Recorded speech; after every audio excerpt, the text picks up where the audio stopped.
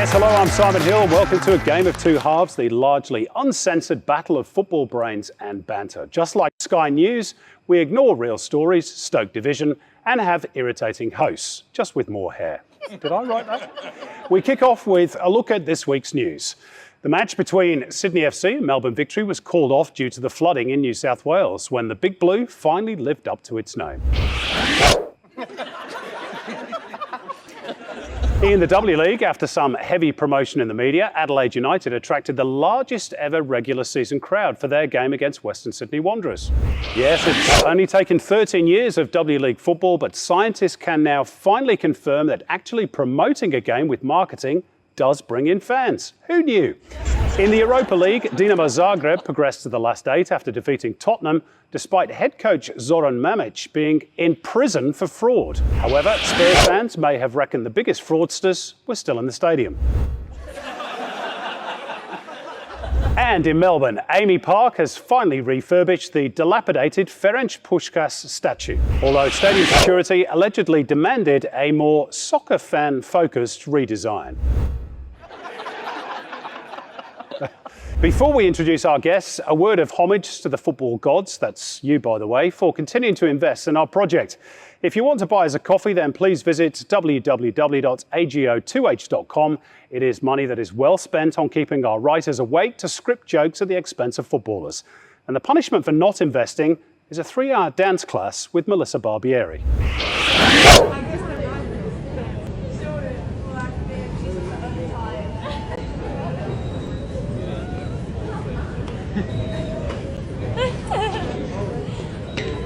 Oh, she's hot to trot on the dance floor. Representing the Bubsy Babes is Captain Melissa Barbieri, who missed out last week after losing her voice, shouting at her defence.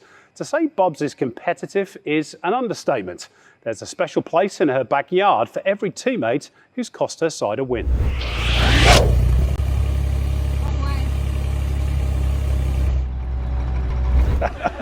Joining Bubs is ABC commentator Ned Hall. Ned is a Derby County fan, and Derbyshire is famous for the Royal Shrovetide football game, an annual contest that goes back to the dawn of the football codes, played between two neighbouring towns, hence the term local derby. A grapple fest between large groups of men with little discernible talent, where anything goes and the ball often remains irrelevant for large periods of time, or Australian rules as we call it in Australia. Representing the Jamo Tarts is Melbourne City's Scott Jamieson, also absent last week. After years of being tormented by wingers, Scott this week finally found an opponent he can outwit quite easily.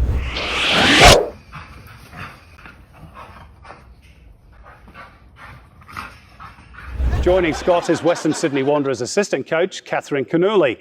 The former Matilda is number 2 to Dean Heffernan, but was recently left hanging by her boss when she tried to high-five him, but he waved at a cameraman instead.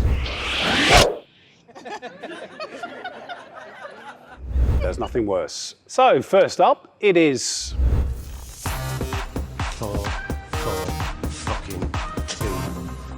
Oh, great new little stings. It means I don't have to say the swear word. Yes, it's time to get some points on the board. We show one team a set of 4 pictures. They can come up with any answer they like, even if it's totally wrong. They might just get a point if it's creative enough. However, if you don't get the answer right, you give an opportunity for the other team to score, just like Cassini Yengi waiting to pounce on Nigel Bogart's first touch. So let's get started. Step up the Bubsy Babes. Here's your quartets. 4 football clubs. Shamrock Rovers, Rangers, Sydney and Arsenal. But which is the odd one out? Any clues? I'm not sure with this one, Bubs. Ed, I'm never sure. This is the worst. I'll give you a hint if you like. A fairground attraction back in the day once sang, "It's got to be perfect." But was it? Does that help? Perfect records through seasons. Oh, you might be on the right lines. Can you sing that again, please, Simon? I need to hear it again, just so I get it.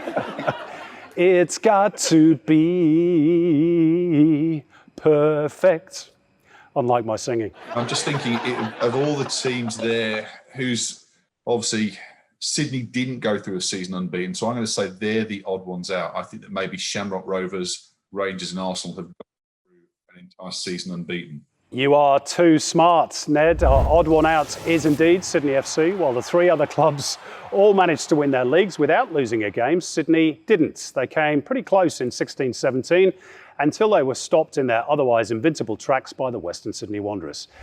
Bob, you were in the squad during Melbourne City women's unbeaten season. How important was achieving and maintaining that as opposed to winning the title? I think the pressure comes from within to keep those records. But every day we just turned up and did our jobs. And I think it just came naturally at the end of the day. We had some quality players there and it was just fun and it was a good environment. And all those things mixed together make for a pretty successful season. Have you got a tattoo that says Invincible somewhere about your person? No, I got the city skyline. The city skyline, okay. As opposed to the badge, as you do. Now for our next set of four. Jamo Tarts, your turn to kick off with this foursome. So, Carlo Armiento, Matt Hatch, Dylan Wenzel-Halls and Alessandro Diamanti.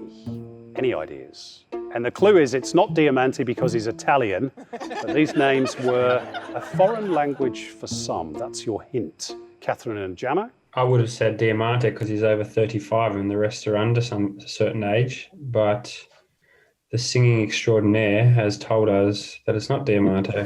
We never make it that straightforward just on age. It has to be a little bit more complex than that. Have the other two played in Italy maybe? Maybe one of them hasn't played in Italy? No, Hatchie, my mate Hatchie's only played one game of A-League football.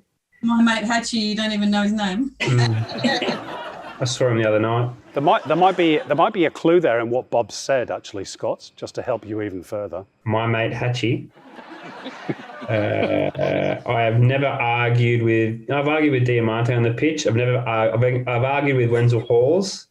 I've argued with Armiento once, so I'll say Sam Hatch because I've never gave him a mouthful on the pitch because he's never been on the pitch with me. What's his first name again, Scott? Yeah, exactly. Hatchie. We might sort of give you a point there. It is the right answer. From Invincibles to Unpronounceables. Fox Sports' Archie Thompson has repeatedly stumbled over the pronunciation of three of these big names, but the odd one out was Matt Hatch, or was it Sam Hatchie Hatch, whose name was undone by his very close friend, Scott Jamieson. Jamo, you played against the Mariners the other night. Did you apologise to your best buddy? Unfortunately, I didn't get the opportunity to speak to him. He didn't get on the pitch, but I will be looking to rectify that next time we catch up for a beer or a coffee at Terrigal. How are you doing, Sam? Matt? At the end of that first round, here's the score queen, Hayley Routley, to tell us who's got games in hand and who's just hoping for the best. Well, before I announce the scores, I'm just wondering if we offer Bubs bonus points again to show us this latest tattoo? No. Yeah. Absolutely. No, I can't watch that back. Nope. Well, the current score is Bubsy Babes ahead, 2 to Jamo Tarts 1. It's a close first round. Thank you very much indeed, Hayley. On to round two then.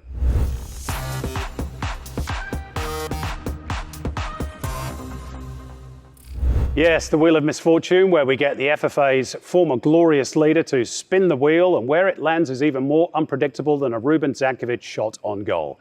Let's see what he's got in store for us this week.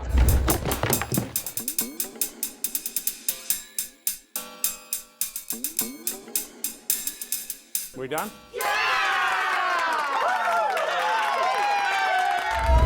Name that goal. We're going to show you a bit of video without any commentary, and you have to name who goes on to score. You get 2 shots at it. If you can name the scorer and the opponent at the first pause, you'll get double points. You've got to follow all this. So there are 4 points up for grabs, but if you need a second go, we'll show you the opponent, and then it's just 1 point on offer for the goal scorer.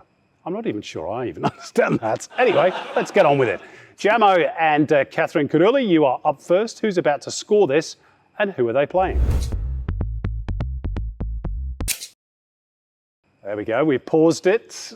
I'm going, Jamo. I mean, we're playing against the USA and Lisa Savannah's about to score. You are absolutely correct. It is another Lisa Devanna wonder goal against the United States of America. Let's have a look at the whole thing, shall we? What a turn. Now it's a foot race with Christy Rampone. Lisa Devanna heading towards goal. Rampone behind her. Devanna's in here. Oh, what a goal! Like you know what, off a shovel. Absolutely majestic. For a bonus point, can you tell us what year that was?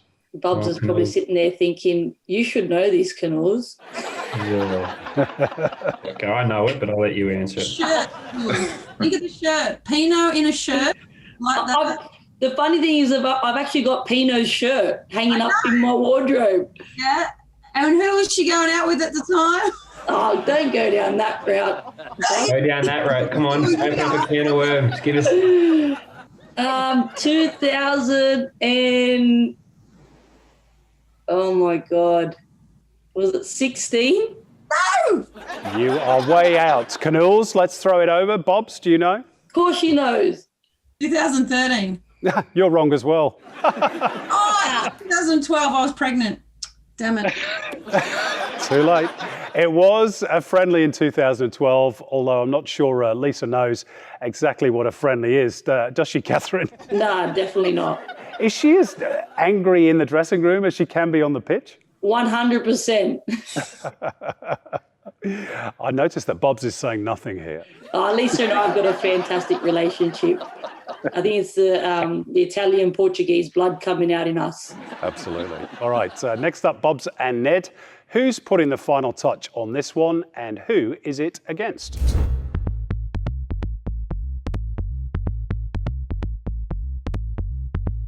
Now, this one's a bit low res, but have you got any ideas? It was a glorious goal when you see it. Familiar, but the ball goes over Bresh there. Yeah, I think. That is the worst resolution ever. I know it's the Socceroos because I saw Bresh's bald head. I'm not sure if that's. Is that Timmy in the box just in front of Bresh? Yeah. I'll say Cahill scores the goal just purely because that's the closest I can get from that picture. It's not Tim Cahill, and we're still searching for an opponent. Let's roll it on a little bit further. Oh, it is Bresh. There you go. And I think I think the opponent might be Bahrain. You got it in the end, with a little bit of help, to be fair. It is Mark Bresciato smashing it home in Sydney in an Asian Cup qualifier, and Bahrain were the opponents, so you're right. A bonus point for the year? This is 2013. Hold on. 2014. No, you are way off. I think I'll throw it over now to the Jamo Tarts. Any idea on the year? 1960. What did you say, Canools? Did you say 1960 something? No, that was No. 2012, when Bubs was pregnant. Bobs, I think you were pregnant for probably about 2 years by the sounds of these answers tonight. The answer was actually 2006. Let's have a look at the goal in all its glory.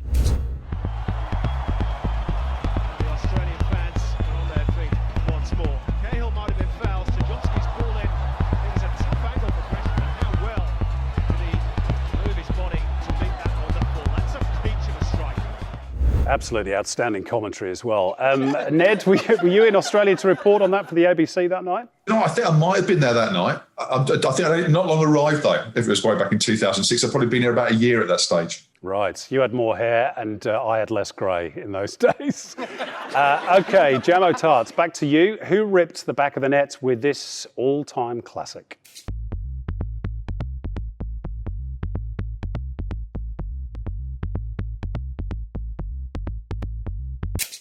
Now, this is one of the all-time great strikes in Socceroos history. Wow, I don't even think I was born. It's against Argentina at the Sydney Football Stadium. Yes. Who scored it? Yes. Oh, he was a defender. Like a sweeper. I know his name, but I can't remember. Alex Tobin, was it maybe? No, don't answer that. That's not our answer. That's not our answer. It's the right era, but it's the wrong name. I want to say someone like Blagojevic, Milan Blagojevic, but I know it's wrong. Very impressed with your pronunciation, but no, it is not Milan Blagojevic. It is Charlie Yankos. Here it is. Yankos got up his sleeve this time. It's a great goal! Charlie Yankos!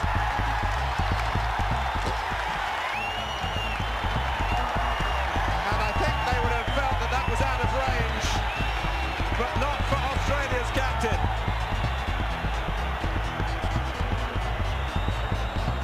Yeah, Charlie Youngkis's breathtaking long-range free kick against the then world champions Argentina. Bonus point for the year. Did you actually say the year, Jamo? Not sure you did. No, I didn't, unfortunately. I'm going to go 1989. Oh, you are a year out. It was, in fact, 1988, 3 months before you were even born, Jamo. Do you ever fancy yourself as a bit of a dead ball specialist, by the way? I've scored one, yeah. I've scored one. just the one? I guess you can call me a specialist, yeah. Wasn't it you who hit an absolute howitzer that was disallowed many years ago? Yeah, for the Western Sydney Wanderers with my right foot. I've still got it on my phone, and I still send it to people who question my shooting talents. So, bringing that up. Did you do a Karen Bullets? Did you run off to the fans afterwards, or? That guy's name does not get mentioned on this show. After the first time, I got all these messages and all these threats, so I'm not saying his name. Okay, moving swiftly on. Bobsy Babes, final video just for you. Who scored this absolute thunder bastard, and against whom?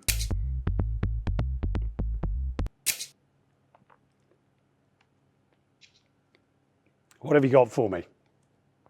I've got it, if they don't have it. You just bide your time, Jamo. Hang on. I'm not sure on this, Bobs. I'm China. I should. You're right with China. You're right with China, but who put her laces through it? I can't remember if this is the one that Sam Kerr hits or. I think Sam Kerr's in the box. Yeah, she's off to the side, so it mustn't be. Yeah, Yallop's on the ball. Oh, it's not. It's not M. Is it M. Van Egmond? No, it's not. I'm just going to say Sam Kerr. Okay, it is not Sam Kerr. So let's roll it on. Oh, why don't I just say what I'm thinking? Yellow.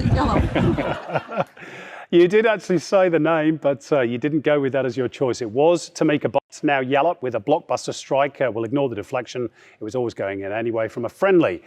Final bonus point for the year. Anybody? 2019. Incorrect. Bobsy Babes? The Asian Cup is 2010, 2014, 2018. 2018 is also incorrect. It was actually 2017. Bobs, just on that, talk us through deflections from a keeper's point of view. Is it just defenders not doing their job properly? Is that normally where the blame lies from the goalkeeper's point of view? Always the defenders. No, I'm joking. It's like anything. You want them to block, but usually they're blocking with their back turned or something. They're not being brave enough. That's when it gets frustrating. Like, if they're in and amongst it and they're actually putting good pressure and it comes off, then, that's bad luck. But usually it's because they've turned their back on the play or, they've thrown their leg out and they're being cowardly. Canulli, was Bob's one of those goalkeepers who when the ball went past her into the back of the net, she'd throw her hands up and smash her defenders and berate all the defenders? No, when Bobs was in goal, you had to wear earplugs because she spoke that much. Because trust me, she was not lying last week that she lost her voice for being on the field, because I could hear her from the other end of the field clearly in my ear every game. And at the end of all that rather torturous round, that brings us to the scores. Hayley Routley, who is rorting the cap and who is struggling to pay the salary floor? I don't know how our executive producer comes up with these abstract scoring rules. It's like he wants me to get yelled at every week. But the Jammy Tarts are maintaining their 1 point lead, 7 points to the Bubsy Babes 6. Thank you very much indeed, Hayley. We will be back in less time than it takes an Australian Prime Minister to go from tearful to threatening. See you in a moment.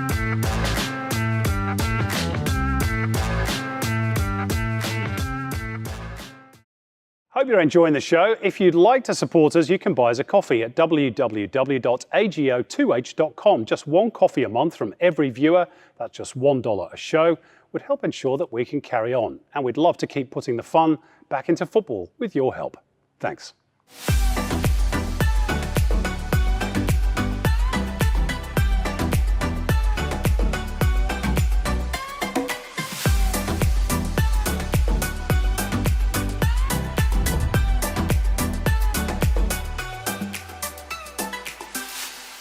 And we're back quicker than an under-fire cabinet minister takes stress leave. Next up, it's this.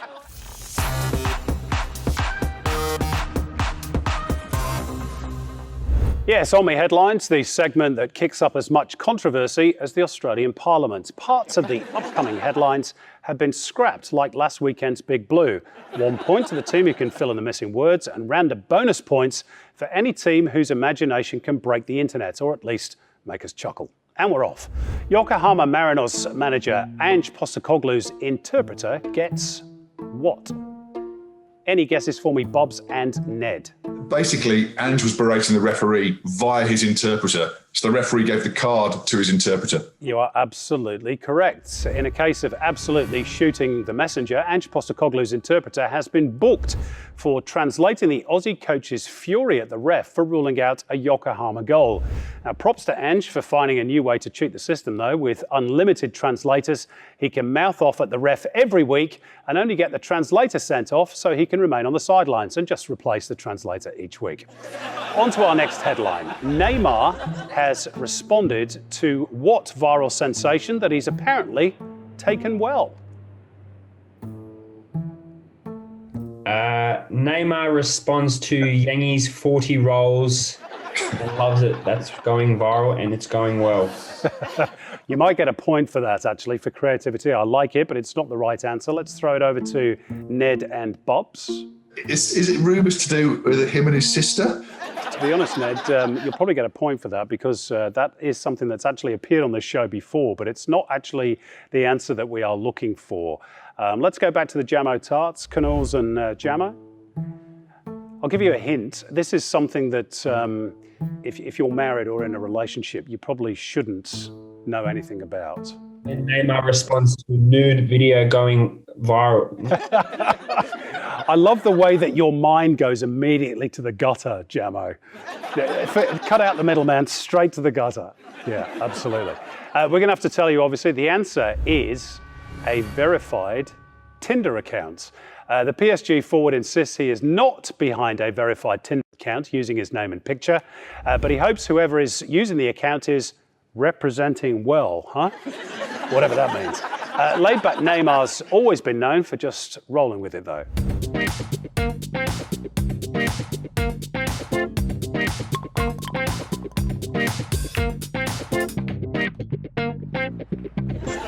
The famous rolls from the 2018 World Cup. A Game of Two Halves investigations unit has also done some digging, and we reckon we found out who's impersonating him.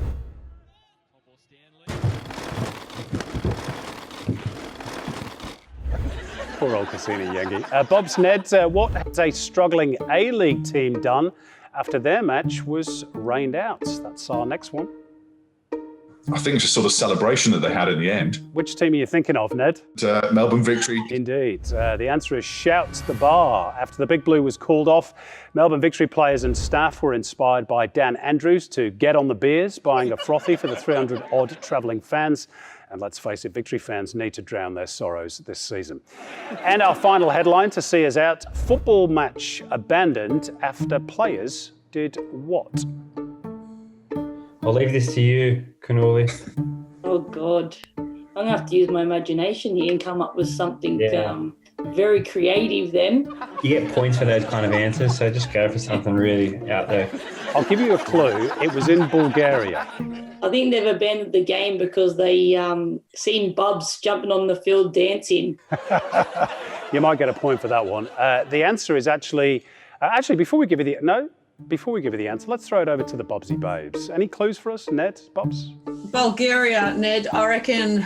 What do Bulgarians do? Look, I'm stuck on this one. No idea. Okay, we will tell you. The answer is chase the referee off the pitch. A match in Bulgaria was abandoned after furious players and officials sent the ref packing after he booked a player for a push. Check it out.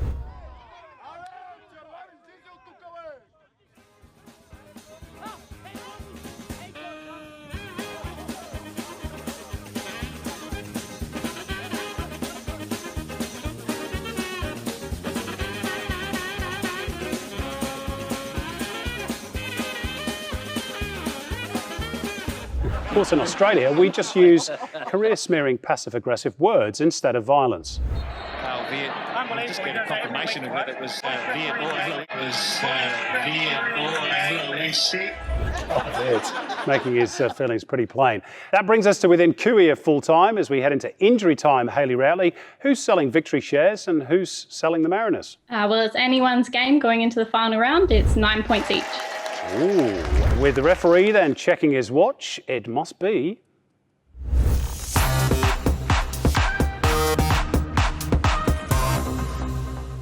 Yes, it's squeaky bum time. 10 quick questions, 1 point for a correct answer, minus 1 point for an incorrect answer, and 2 bonus points for a hat trick of correct answers. Teams, get ready. Question 1. Jamie McLaren joined Archie Thompson in 3rd place on the all-time A-League goal scorers list. Besart Berisha is still number 1, but who is 2nd? I'll say Shane Smeltz. Shane Smeltz is the correct answer. Jamie McLaren now just 2 goals behind Shane Smeltz. On to question 2. Who scored the winner for MacArthur against Western United on Saturday? Clearly, everybody really watched every moment of the A-League this weekend. I'll give you a clue. He was Spanish. Still is, apparently.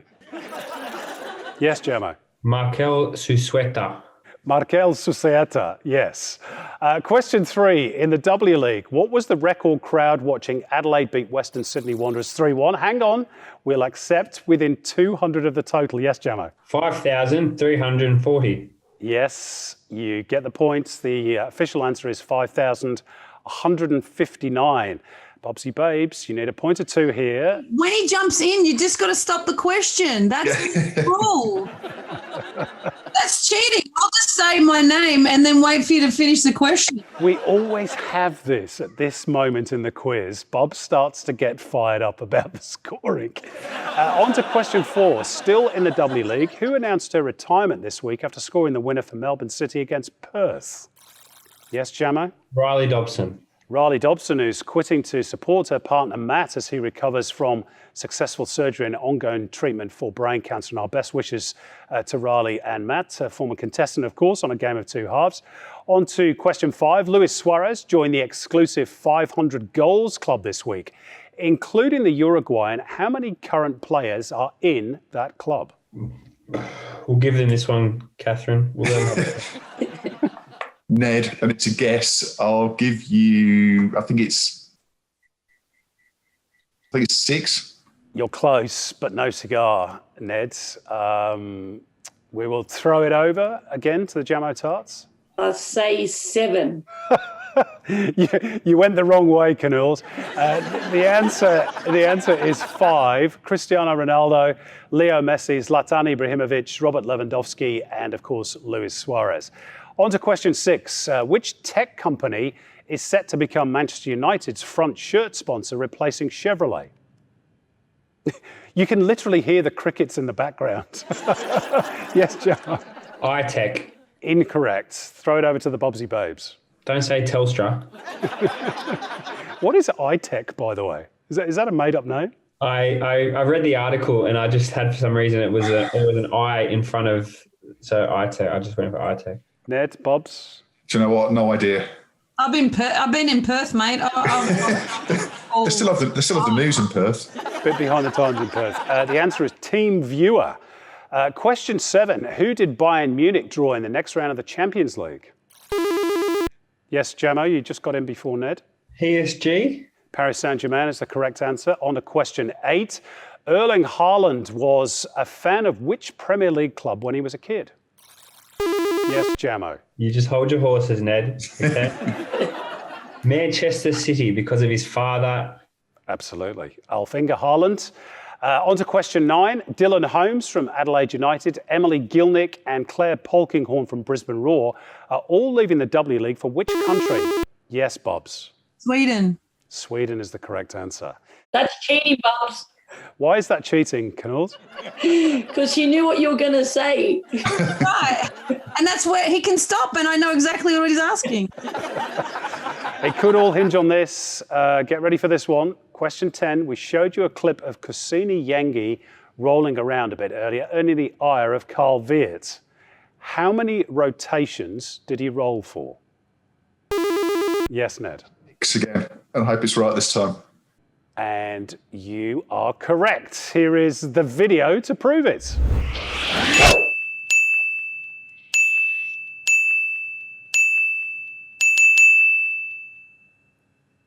Actually, that was 8. There was 2 extra on the end there.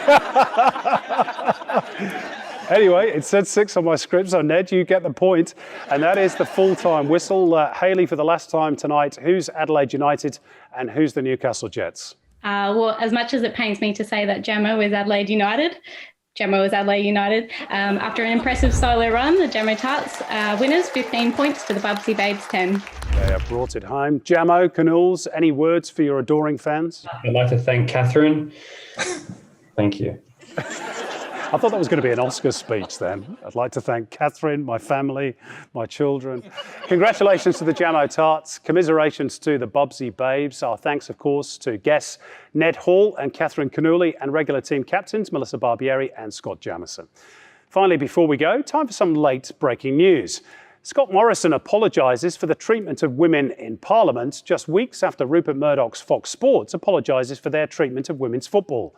Both promised to do better, inspired by their role model.